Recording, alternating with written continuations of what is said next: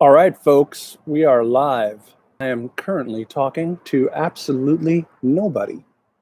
So we'll see if anyone shows up for this live stream tonight. I'm going to wait a couple of minutes and see if anyone shows up.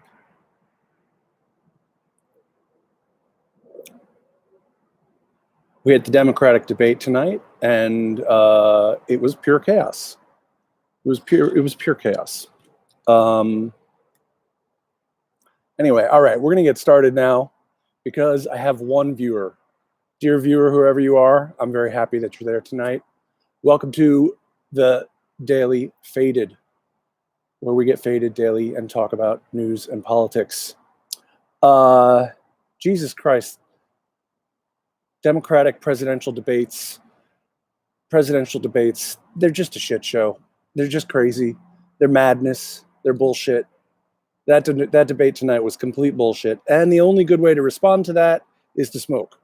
So tonight, I'm going with a comfortable favorite, Grandaddy Purple, which is another good indica strain. You will find that I smoke a lot of indica, especially because I'm doing this live feed at night.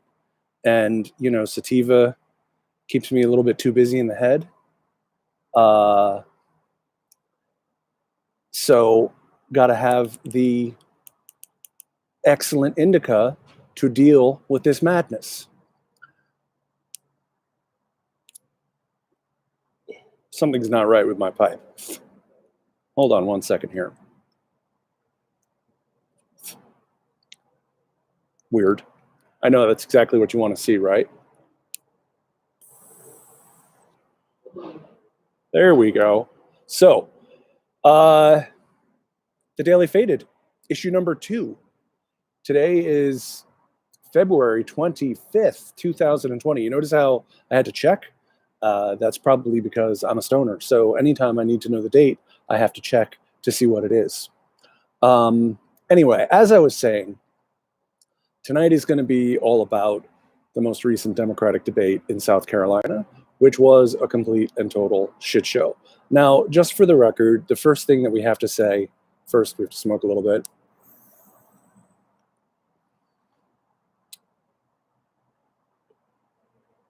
Hardly anything came out that time. Hold on a sec.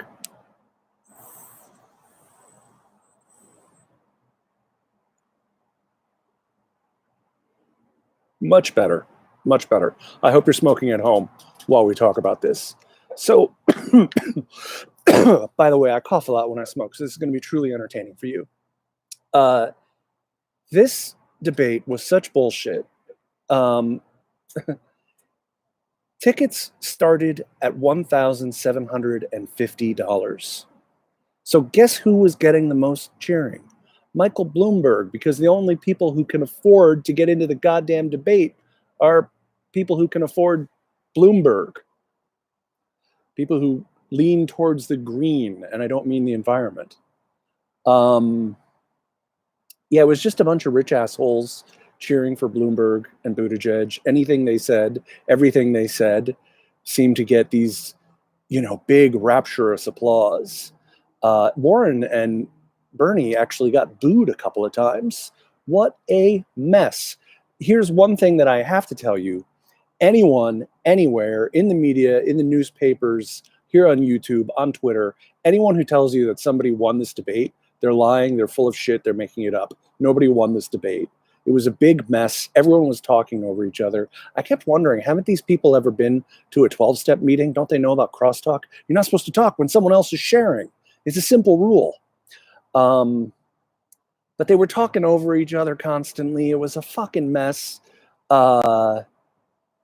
And really just useless. Useless, like raindrops falling into an angry sea. That's a Jack Kerouac quote. And on Jack Kerouac, I have to smoke.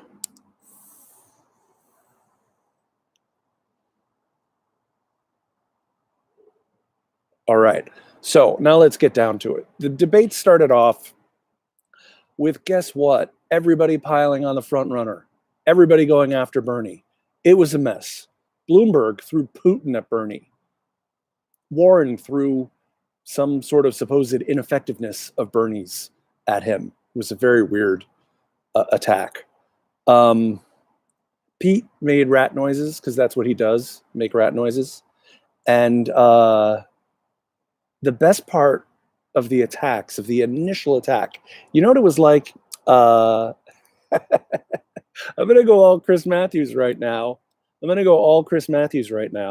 Right? And I'm going to make a World War I analogy, not a World War II analogy, where all of a sudden it was war and boom, all of these armies hit each other, and it was just blood and mayhem everywhere. Well, that's pretty much what the debate was. So I don't think I just compared anyone to Kaiser Wilhelm. That wouldn't go over. I'd get fired from MSNBC to be sure. But for some reason, Tom Steyer did not get the note. He didn't understand the game. He didn't know the rules. He didn't know that he was supposed to attack Bernie. And if he's not going to attack Bernie, at least attack Bloomberg. Warren was still on the attack against Bloomberg most of the night. But Tom Steyer just, in the middle of everyone attacking, everyone said, well, Bernie's right. So, you know, I give him points for that. He was at least right about that. I thought one of my favorite moments of the debate was Elizabeth Warren, and I got to smoke for this, for the favorite moment.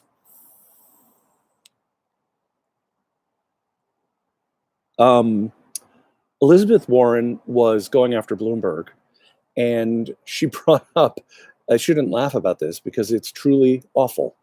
It's truly awful that Bloomberg once told a pregnant employee she should kill her baby. And people booed at Warren for bringing that up. It's been reported. I mean, who knows if it's accurate or not, but I've read it and I've seen a lot of references to it. So supposedly it's true. Who knows? I don't know what to believe and what not to believe in the media these days.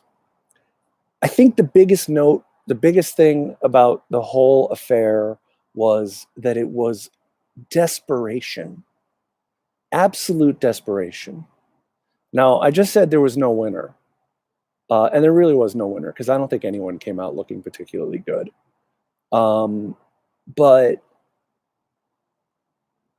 with maybe one small exception that I'll get to in a minute. But they were all desperate because of Bernie. They were all desperate to destroy Bernie. They were all desperate to bring Bernie down, to catch up to Bernie.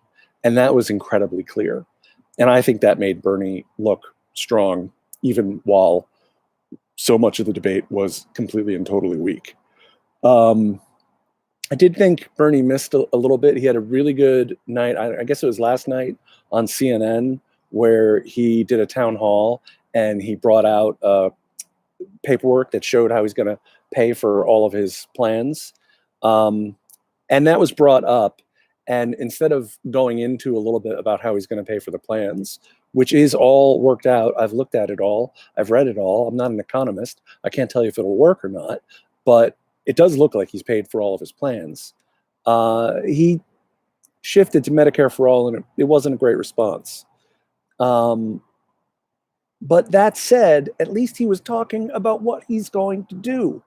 You know, and that's the thing about Bernie is he always lays out the things that he's going to do. I would give some credit to Warren for talking about a few things she's going to do, but everyone else up there just talks in platitudes. I think the desperation made a natural tendency of a politician to talk in platitudes even worse. And that was really the effect that it had. Now, my one slight aside as far as someone having a good night is Joe Biden. And I hate to say anything good about Joe Biden, but he was talking very strongly. I'll just say that. When he put the words together, if you actually listen to what they were, the sentences still didn't make sense, but he said them authoritatively. He said them forcefully. And I think in a state where he's neck and neck with Bernie, for first place in the polling, you know, for people who needed to be reassured by Biden, they might have been a little bit reassured by him just because he spoke in a stately manner. But, you know, it's still a train wreck. still a train wreck. But here's where something very important comes up that we really need to talk to. By the way, if you have anything to add, please go into the chat and say anything in chat because I will respond to it. Someday, I don't know when, I'm going to have thousands of people following my live streams and I won't be able to keep up with all the chats. So this is your chance to get in a good jab, a good question, call me on my bullshit, whatever you want to do. I'm totally fine with it. But the really, really important part of the debate, can you guess what it was?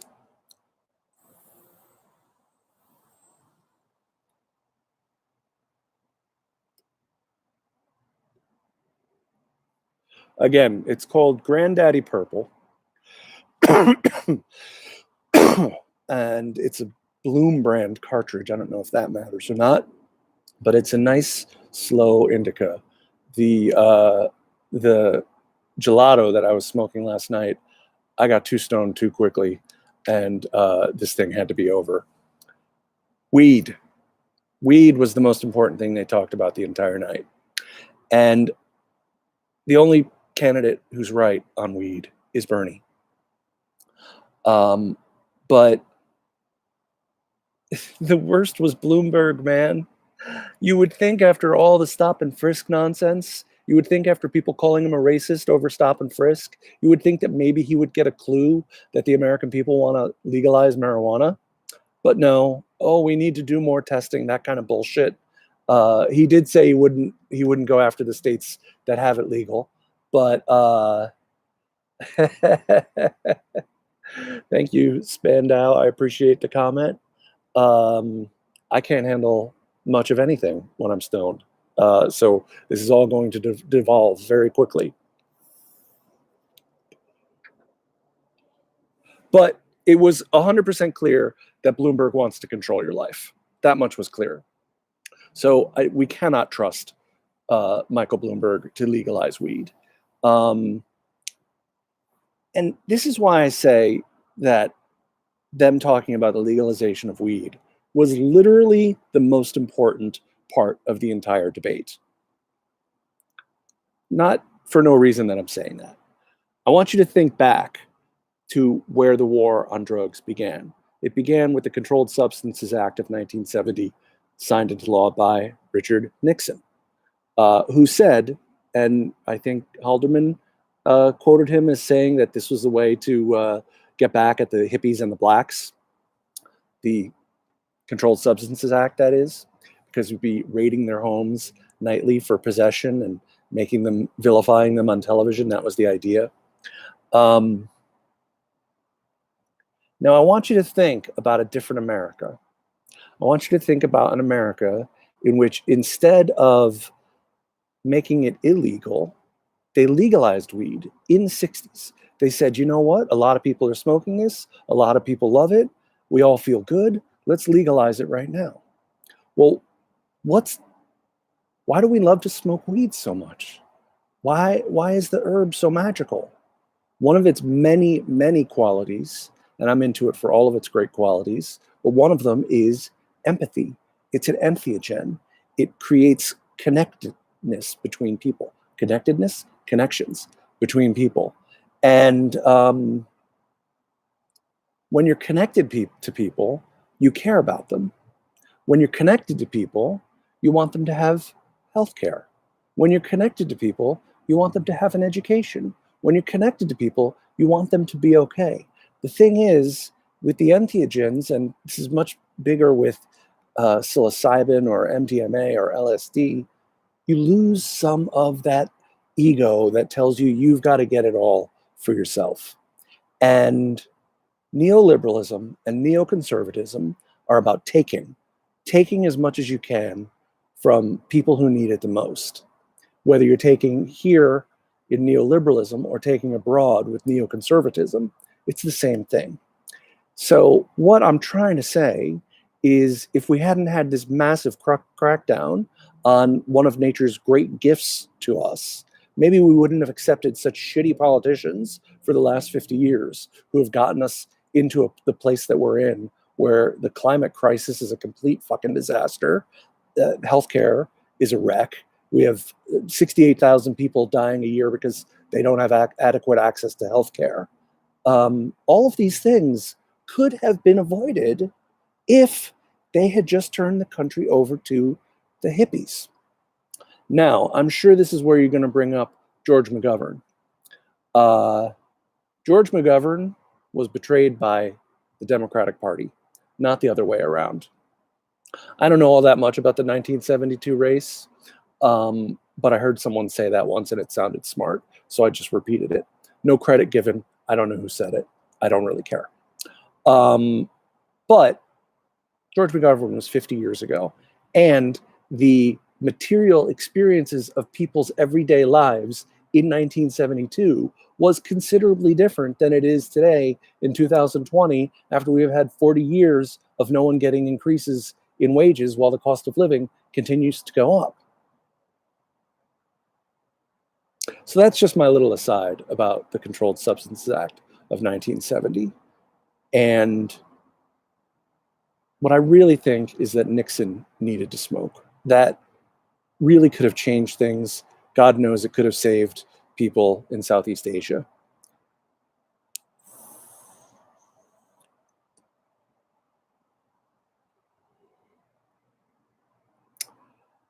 Getting back to the debate. There was a lot of talk about foreign policy, and I got to give them credit for that, because they haven't talked about foreign policy all that much at most of these debates. That said, Warren has some kind of milquetoasty answers on foreign policy, although when she was asked about Israel, her answer was ridiculous. She basically said, well, we need to let Israel and Palestine figure it out. We'll just get them together and let them figure it out. I think that as a policy is a non-policy, because that's kind of what's been going on for the last, 50 years. And look how it's worked out. Not working out so well. I would say the president of the United States might take a slightly more interactive role in the peace process between Israel and Palestine, if there is ever going to be such a thing as a peace process. God damn it, this debate made me angry.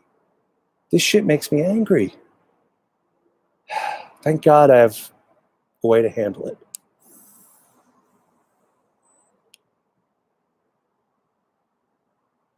So they go into foreign policy, and of course they ask about Syria and Idlib and the fighting that's going on there now. And CIA Pete basically thinks, yeah, we should have troops there. We should be in charge. We should be in control. He made his neoconservative CIA bona fides very clear in that conversation.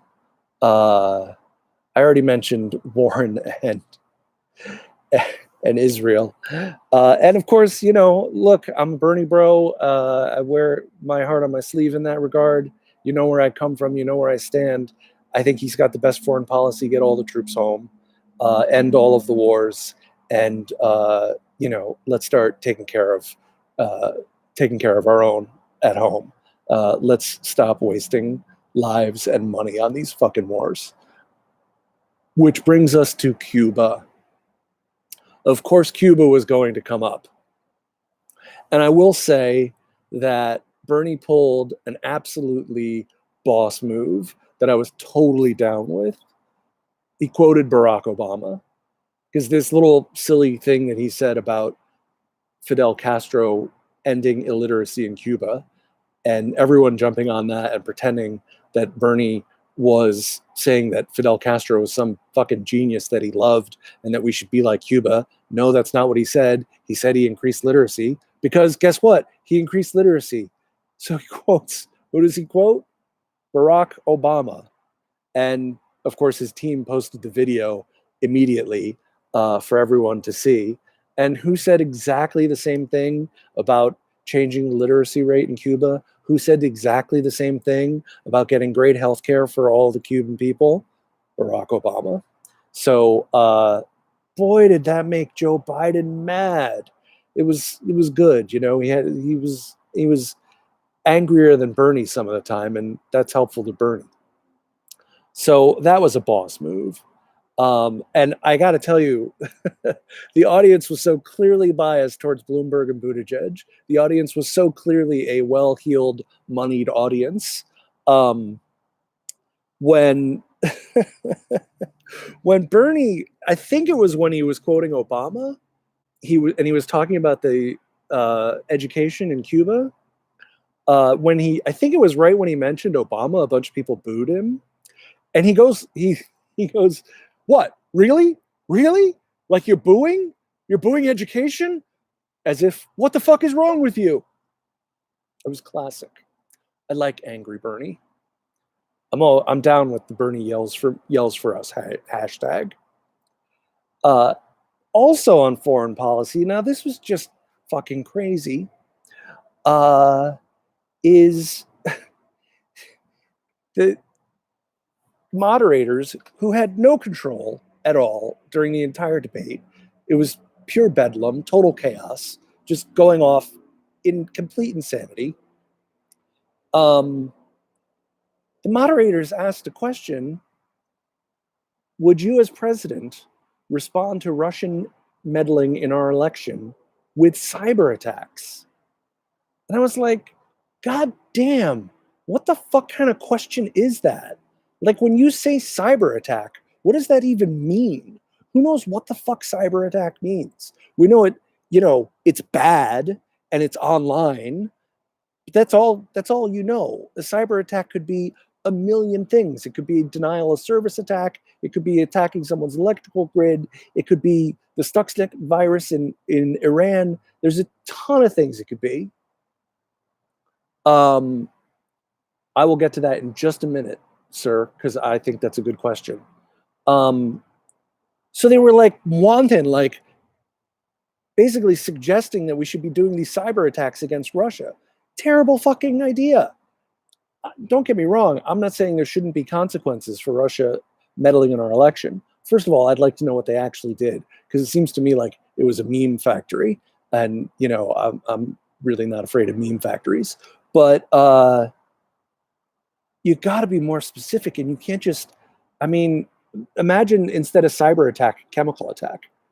If they meddle with our elections, would you do a chemical attack? If they asked that question, people would lose their minds, But, look, so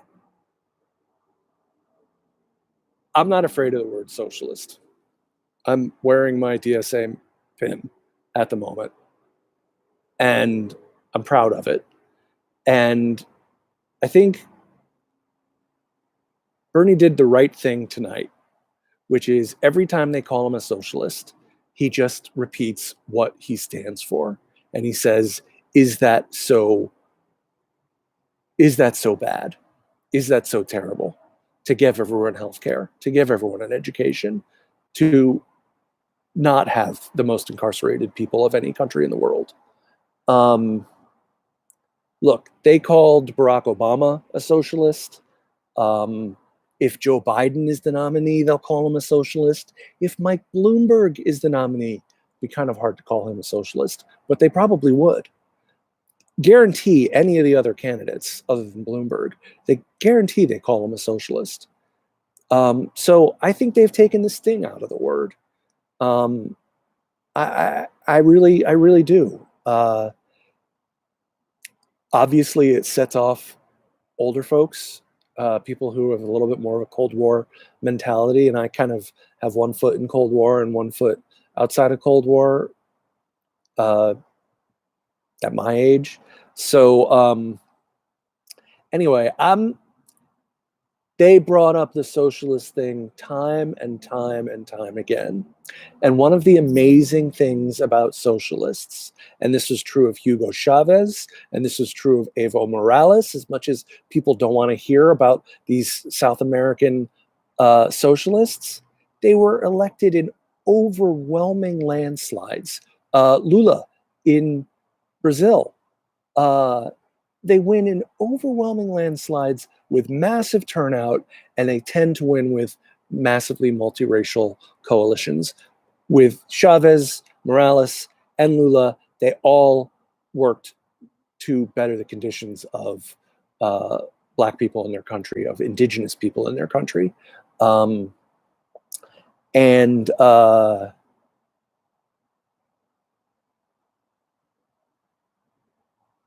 they all won in overwhelming landslides. And that's because they stand for the people and they stand for what the people need. So I think as long as you're standing for that, keep saying socialist all you want. The other thing they kept bringing up was this down ballot argument that Bernie Sanders would be bad for down ballot candidates who would have to explain why the Democratic nominee of their party was a Democratic socialist. Ooh, boogeyman again. And again, I actually think Bernie will be better for the down ticket than any of the other candidates, because I do believe he's going to excite the most voters. He's got the biggest grassroots movement. He's got young people coming out. He in Nevada, he killed every demographic. He killed in every demographic.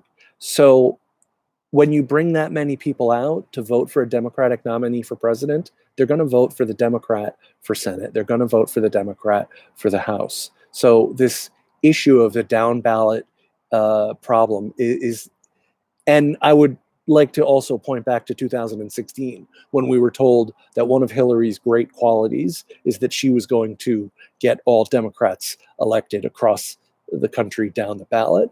That didn't pan out so well. The House held the Senate.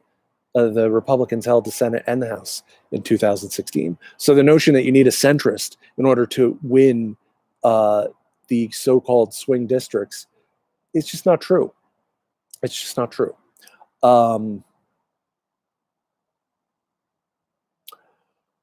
Getting around to the end of the live stream for tonight. Like I said, in the distant future, I'll be doing an hour a night, but I have no idea when I'll be good enough at this to do an hour a night. And the good news is I didn't get quite as faded tonight as last night. I don't know, is that good news or bad news? I can make an argument either way.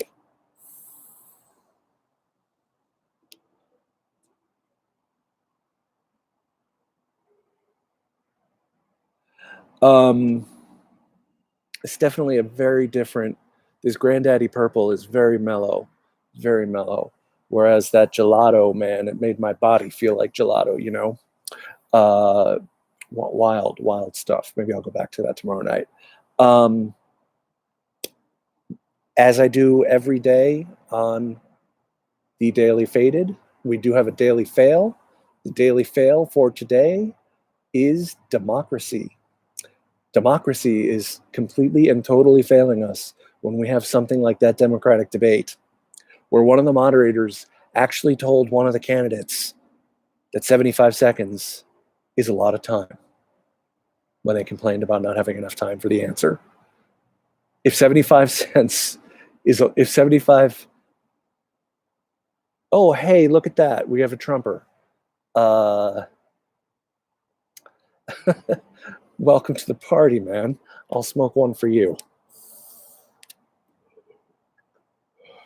You can't answer a question in 75 seconds, not substantively. Merry Christmas to you too. It just doesn't work that way. So yeah, democracy was the daily fail today. All right, guys, that's it for issue 2 of the Daily Faded. Thank you for getting faded with me, and have a good night. Make sure you subscribe to my YouTube channel, and if you want to support the show, check me out on Patreon. It's patreon.com/thedailyfaded. Yeah, so that's it. Have a good night, y'all.